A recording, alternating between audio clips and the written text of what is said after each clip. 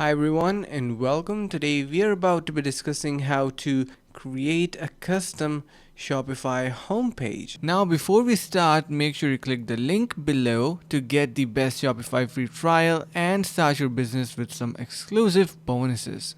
So if you want to totally customize it, head over to your online store and there you can see we have this customize option and you can easily customize your home page. So let's just say I want to incorporate different section in here.